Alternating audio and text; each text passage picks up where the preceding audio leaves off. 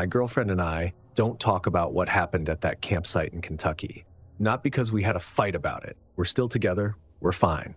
We don't talk about it because every time one of us starts, the other one goes quiet in a way that makes it clear we're both picturing the same thing.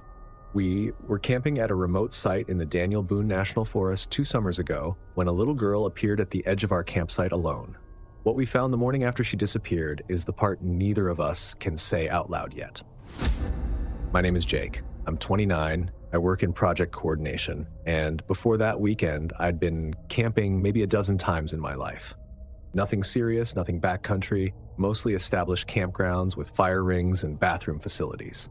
This trip was my girlfriend Claire's idea. She'd been teaching second grade for 4 years at that point, and the school year had been rough. She wanted somewhere quiet. No cell signal, no lesson plans, no noise. I found a dispersed site off a Forest Service road in the Daniel Boone National Forest. No neighbors, no fee, just a clearing next to a narrow river about 6 miles from the nearest paved road. It looked perfect on the map. We left Cincinnati on a Friday morning and got to the campsite around 2 in the afternoon.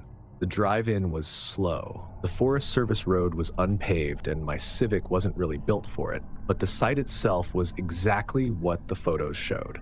A wide clearing, maybe 60 feet across, with the river running along the south edge and tree cover on 3 sides. We set up the tent near the center of the clearing, got a fire going, and spent the first hour just sitting there doing nothing. That was the whole point. Claire had brought a book. I had a small cooler with food for 2 nights. We weren't planning on going anywhere. The first afternoon was completely normal. We ate early, watched the fire, talked about nothing in particular. The river was low. It hadn't rained much that summer, and you could hear it moving over the rocks. By around 4 o'clock, the light had shifted and the clearing had gone from warm to shaded. That's when I noticed the girl. She was standing at the riverbank maybe 50 feet from where we were sitting. 8 years old, maybe 9. It's hard to judge at a distance. She was in a pink shirt and dark shorts, and she was crouched down doing something at the water's edge. My first thought, honestly, was that there must be another campsite nearby that I hadn't noticed on the way in. Families camp in the Daniel Boone all the time. Kids wander. I didn't think anything of it. 30 minutes passed. The girl was still there. Claire noticed before I said anything. She'd been watching the riverbank for a while, I could tell, the way she does when she's reading a situation. She taught second grade. She knew how kids moved and where their attention went. She put her book down and said quietly, "Where are her parents?" I didn't have an answer. We both looked around the clearing toward the tree line. Up the trail, nobody. No other tent visible. No camp chair, no cooler. No truck parked somewhere I'd missed. Just the girl, alone at a remote campsite in the woods, crouching by the river like she had all the time in the world. Claire called out to her, not loud, just a normal, "Hey, are you okay?" The girl didn't respond, didn't look up. We waited another 15 minutes, then Claire decided to walk over. She was calm about it. She'd spent 4 years dealing with kids who shut down when adults approached them directly. She walked toward the riverbank slowly, not straight at the girl, kind of at an angle. I watched from my camp chair. When Claire had closed maybe half the distance between us and the girl stood up and took 3 steps back.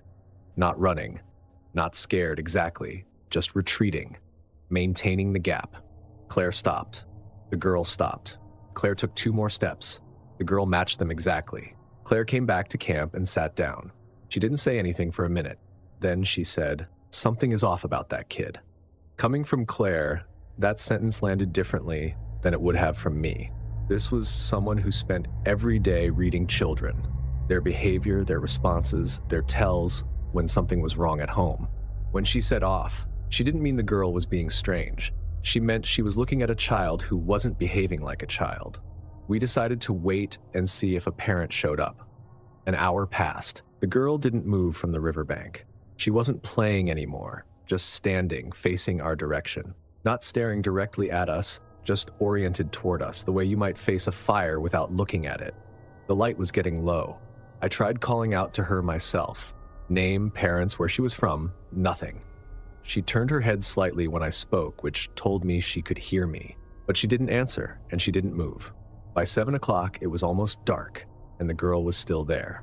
We were out of reasonable explanations. The nearest trailhead was 6 miles away. There was no logical way a child that age was out here alone at dusk without something having gone seriously wrong. Claire wanted to go to her again. I said we should try to keep the fire bright and make noise so that if there were parents somewhere nearby, they'd find their way to us. We did that for another hour. At some point, without either of us deciding to, we moved inside the tent. I don't know exactly when I fell asleep, but I remember waking up once during the night and reaching for my phone to check the time. 2:47 a.m. I turned on the flashlight function and pointed it at the tent wall out of habit. And in the way the light filtered through the nylon, I could just make out the shadow of something outside. Sitting, still, about 4 feet from the tent door. I woke Claire up. We didn't talk. I pointed at the shadow. She saw it. We sat like that, both of us completely still, for what felt like a long time. The shadow didn't move. At some point, I realized the river sounds had stopped. Or maybe I'd stopped hearing them. I'm not sure which. Eventually, the shadow shifted, and we heard footsteps moving away from the tent toward the tree line. Then, nothing. Neither of us went back to sleep. When it was light enough to see, we unzipped the tent and looked out. The clearing was empty. No girl, no one else, nothing. Claire went to the riverbank while I stayed near the tent. She called me over after a minute. There were footprints in the mud at the river's edge. Small, bare feet, no shoes. They led from the bank toward the tree line, and we followed them, both of us, about 30 feet into the trees. That's where they stopped. Not where she might have stepped onto harder ground. Not where the soil changed. Just stopped. Mid-stride, the last print pointing forward, and then nothing on the other side of it. No disturbance in the leaves. No broken branches. No other marks. At the point where the last footprint ended, there was a small pile of stones. River stones. Smooth and gray, stacked carefully on top of each other. 4 of them. Perfectly balanced. We didn't touch them. We went back to camp, packed everything in under 20 minutes, and drove out. We didn't talk much on the drive home. At one point, somewhere on the interstate, Claire said she'd thought about calling someone, a ranger, the county sheriff, but she didn't know what she would have said. A child had been near our campsite. In the morning, the child was gone. There were footprints that stopped in the middle of the forest. There were 4 stones. We never filed a report. I've thought about that a lot since then. That was 2 summers ago. Like I said, we don't talk about it. Claire still teaches 2nd grade. She's good at it, maybe better now than before, which I know sounds strange, but I've noticed that when a kid in her class goes quiet in a way that the other kids don't notice, she catches it immediately. Every time. I've never asked her if that started before or after that weekend in Kentucky. I don't think I want to know the answer. The one thing I'll say is this. I've been camping twice since then. Claire hasn't. Not once. She doesn't explain it, and I don't push. But last spring, I mentioned a trip to a friend, and she walked out of the room, and when she came back, her eyes were red. I asked if she was okay. She said yes. Then she asked me, very quietly, to please not go somewhere without cell signal. So I didn't. Some things change a person in ways that don't announce themselves. You only notice it later, in the small decisions, in what they avoid, in the way they look toward the tree line when you're standing outside at dusk, even in your own backyard, even somewhere completely ordinary. Like they're checking. Like it's become a habit they can't explain and don't try to.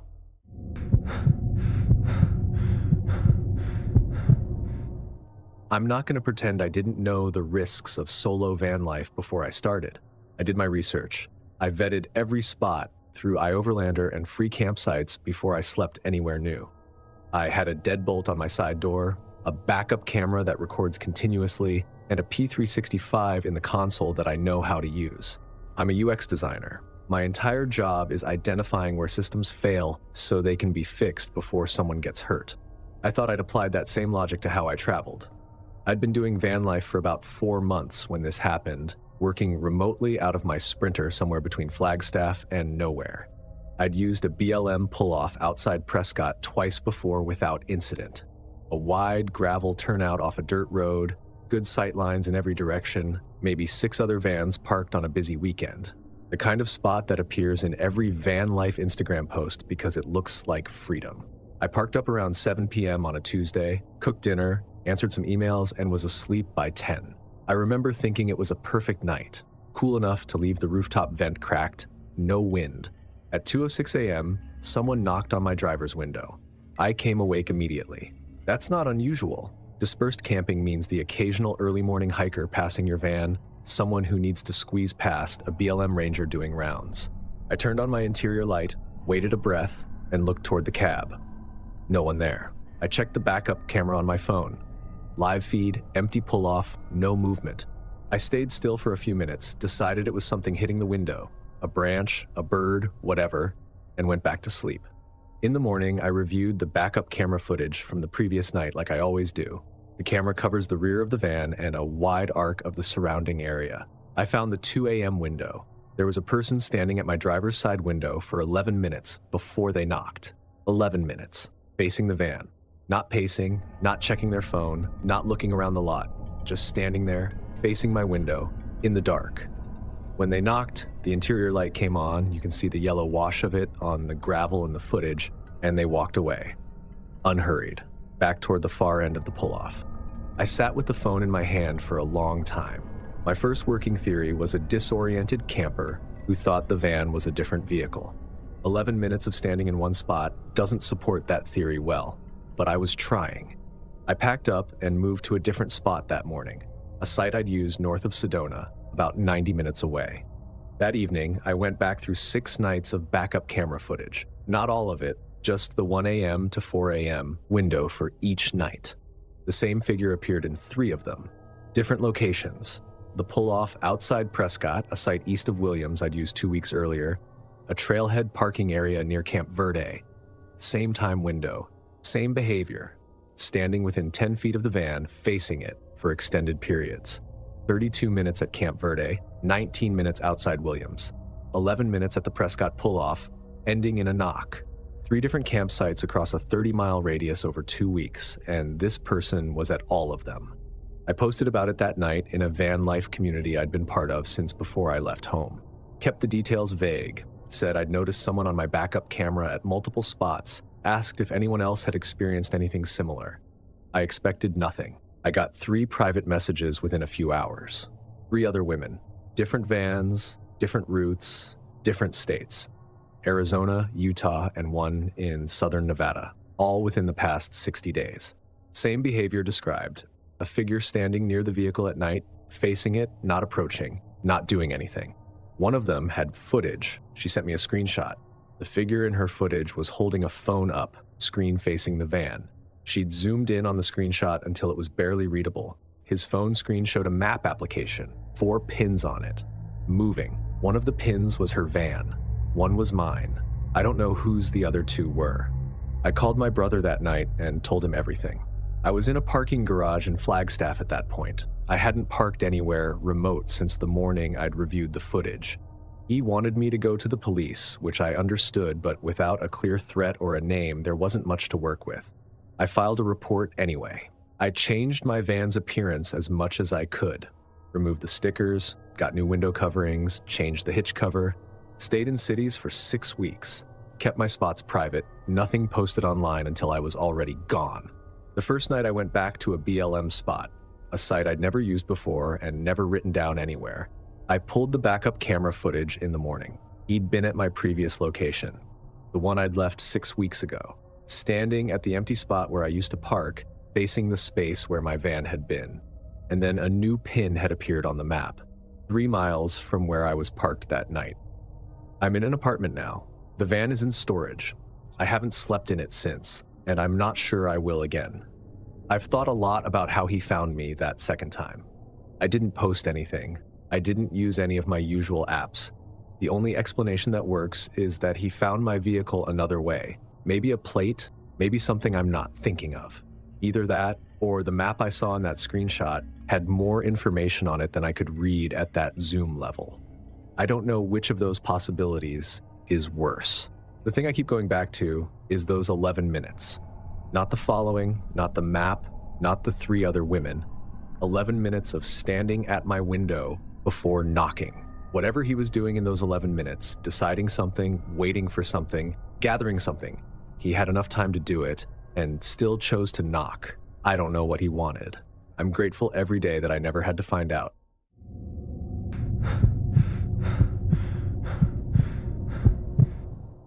I've been camping my whole life.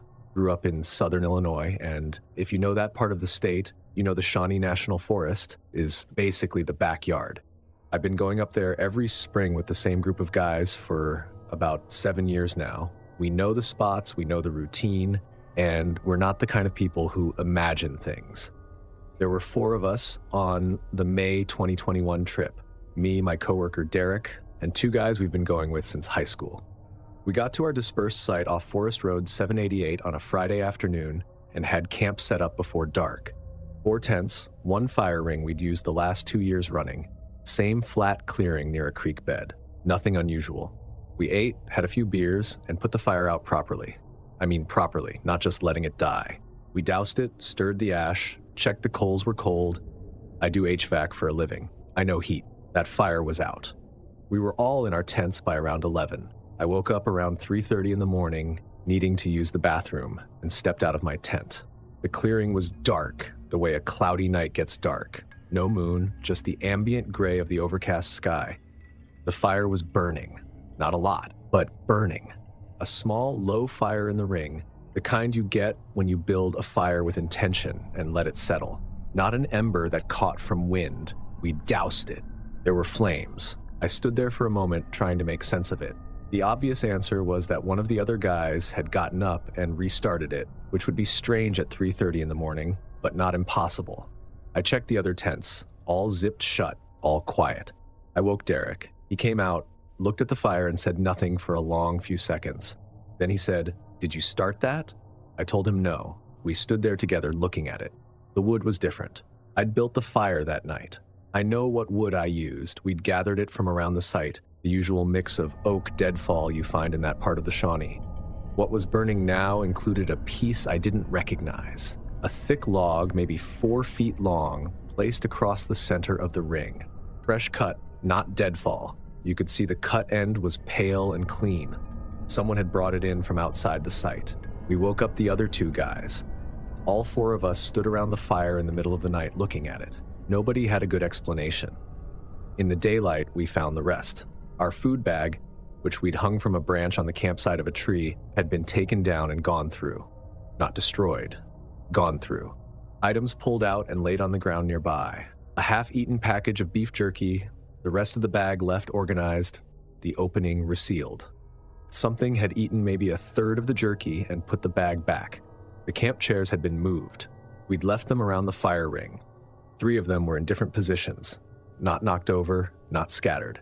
Moved, arranged in a tighter cluster facing one direction, away from the tree line.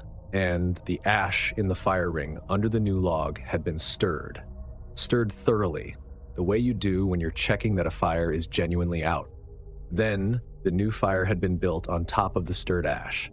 Whatever had been in our camp had checked that the fire was cold before rebuilding it. That's the part I couldn't get past.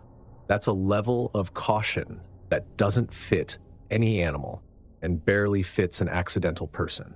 Someone had come into our campsite while 4 people were asleep, checked the fire was out, built a new one with wood they'd brought with them, gone through our food, eaten some of it, put it back, rearranged the chairs, and left. And none of us heard a thing. We packed up and left that morning. We didn't call anyone. I've thought about what I'd even say, that someone relit my campfire and ate some of my jerky.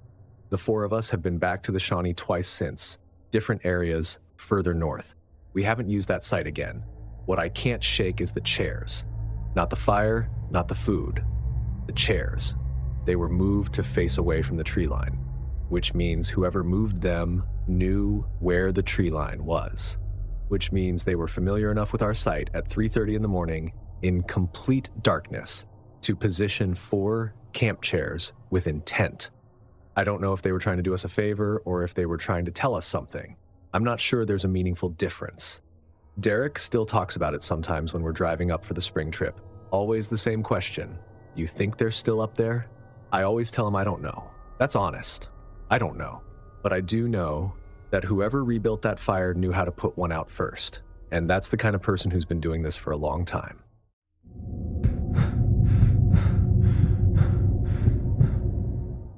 This was September of 2020, fall semester of my junior year. A bunch of us decided to do a camping trip up in the Adirondacks before it got too cold. 6 of us total, 4 guys and 2 girls from our program. We drove up from Albany on a Friday, found a dispersed site off one of the forest roads near Speculator, and set up camp before dark. Pretty standard setup. Tents, fire, the usual.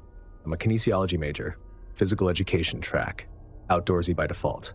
I've been camping since I was a kid, so I wasn't going in blind. We all knew the area well enough, or thought we did.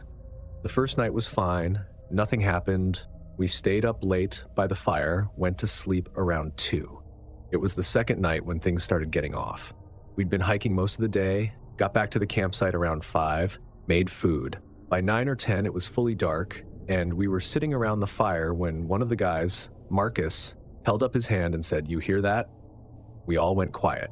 Somewhere out in the trees, maybe 60 or 70 yards out, there was a whistle. Single note, held for about 2 seconds, then gone. The kind of whistle a person makes when they're not trying to signal anything specific, more like they're just making noise. A walking around whistle. Probably a hiker, somebody said. We moved on. 20 minutes later, when we all got up to grab more wood from the pile we'd made near the cars, it happened again. Same whistle, but not from 60 yards away, from maybe 30. We grabbed the wood and came back to the fire. Talked about it, not nervously, just noted it. 2 occurrences didn't mean much. Then Leah stood up to walk to her tent to grab a sweatshirt. The whistle came immediately. Not after she sat back down, the moment she stood up and started moving, like it was watching for motion. We all looked at each other. Marcus said, "Okay, that was timed." We tested it. 3 times we had someone stand and take a few steps. 3 times, within a few seconds of the movement starting, the whistle came from the tree line. Not the same spot each time. The direction shifted. Northwest, then directly north, then northeast. Moving position between our tests, but always responding to movement. Then we tried staying completely still. For about 5 minutes, nobody moved. The fire was the only thing changing in the campsite. The whistle came from behind us, not from the tree line in front of the fire, from the trees directly behind where we were all sitting, not 60 yards away, maybe 15. Nobody said anything. We just all turned around at the same time and put our flashlights on the tree line. Empty. No movement, no eyes, nothing. We decided to get into our tents. Not in a panicked way, nobody was running, but the kind of mutual decision where you look around and everyone's already thinking it. We put the fire out, we got in. I was in my tent for maybe 40 minutes, not sleeping, when I heard it again. Single whistle, right outside. The kind of close where you can hear the breath behind it. I texted Marcus, whose tent was 12 feet from mine. He was awake. We both lay there without responding to it, without turning any lights on. It came twice more over the next 20 minutes. Then, nothing. In the morning, we found boot prints.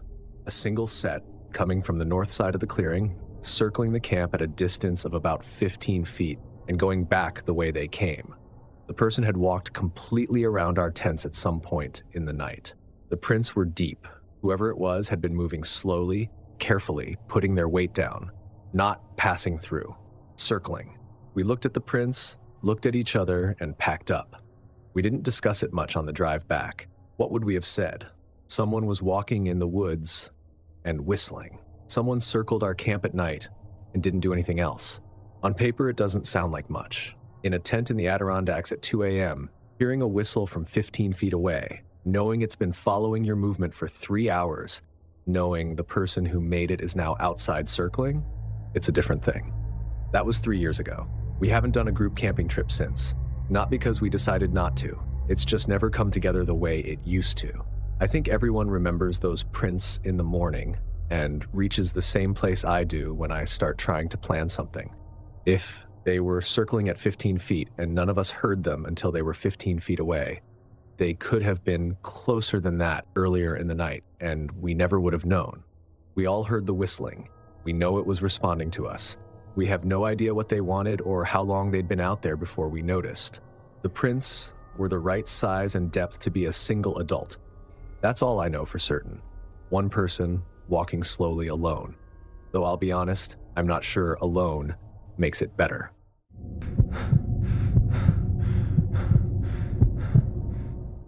I need to start by saying I almost didn't go on this trip.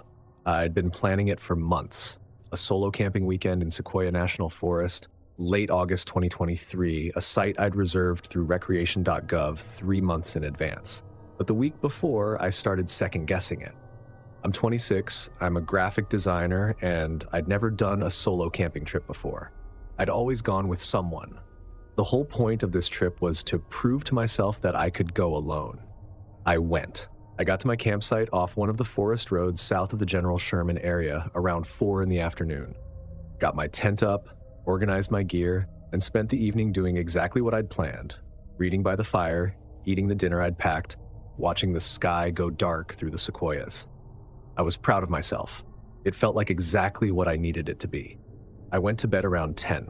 I wasn't tired, just being careful about rest since I had a full day of hiking planned. My tent was a 2-person backpacking tent, roomy enough that I could sit up fully inside. I had a headlamp, my phone, a book. I was planning to read until I got sleepy. At 10:47, I heard the sound. It was faint, the kind of thing you convince yourself you didn't hear. A light, metallic sound, the sound a zipper makes when it's moving slowly through its track. Not the fabric rustling of wind against the tent. The zipper, my tent entrance zipper. I turned my headlamp off, not because I thought that was smart, in retrospect it wasn't, but because the instinct was to see what was outside without announcing that I was awake. In the dark, through the mesh panel of the inner tent, I could see the faint silhouette of the door panel. The zipper pull was moving, not fast, about an inch every 2 or 3 seconds, the way you'd move it if you didn't want to make noise. I didn't call out. I didn't move. I tracked the pull from the bottom of the zipper toward the top, watching it rise. When it had traveled about 8 inches, it stopped. Silence, maybe 30 seconds. Then the pull started moving again, slower this time. Another 2 inches up the track, then it stopped again. I want to be precise about this because the precision matters. The zipper was now sitting at exactly the height of my eyes. I was lying on my side facing the door. The gap that would have opened at that height if the zipper had continued would have been at the level of my face. It stopped there and did not move again. I lay completely still for what felt like an extremely long time. The headlamp was off.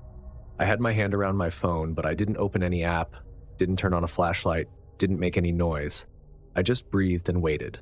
Eventually, I became aware that whatever presence had been outside the tent was no longer there. Not because I heard anything leave. I didn't, but because the quality of the silence changed. There's a difference between the quiet of being alone and the quiet of trying not to be heard. At some point, the quality shifted back. I didn't sleep that night. I lay in my sleeping bag until it was light enough to see clearly. Then I got out of my tent and looked at the area around the entrance. The ground outside my tent door was compressed, not footprints. The soil there was too dry and hard for prints, but a general depression consistent with someone crouching or kneeling for an extended period. The grass around the edges of the depression was bent in a way that wind doesn't bend it, bent toward the tent, like something had been pressing against the ground in that direction. And the zipper pull was sitting at exactly the height I'd watched it stop at. I checked it against my own eye level when I crouched in the same position as someone outside the door would crouch. It matched. I packed my tent and drove home that morning. I didn't file a report. I spent the drive trying to construct a version of events where what I'd experienced had a harmless explanation. An animal, but animals don't work zippers. The wind, but the pull moved in a directional track, not a random shake. Someone trying to get into the wrong tent by accident, but the stopping, the waiting, the resuming, the stopping at eye height. Accidents don't have that kind of patience. I've told this story to a few people, and the response I get most often is that I probably imagined it, that I was alone in the dark and spooked myself. Maybe. I was awake. I'd been awake for the 40 minutes since I'd gone to bed. I was not in that half-conscious state where sounds become something else. I heard the zipper, I watched the pull move in the dark, and I watched it stop at the height of my eyes. I bought a tent with an interior locking mechanism before I did my next solo trip. I also didn't go solo for about 8 months after this. The detail I come back to is the pause. The zipper moved about 8 inches, stopped for 30 seconds, and then moved 2 more inches before stopping for good. That pause, 30 seconds of stillness at a half-open zipper, is what I can't construct an innocent explanation for. Whatever was outside my tent stopped partway through what it was doing and waited. Waited to hear if I was awake. I was awake. I think whatever was outside knew that when it stopped the second time. I still don't know why it walked away instead of finishing. Something about these camping horror stories that I can't stop thinking about. In every single one, whoever was out there had more patience than the person they were watching. They waited longer, they planned further ahead, they knew more about the situation than the narrator did. If that doesn't keep you up, I'm not sure what will.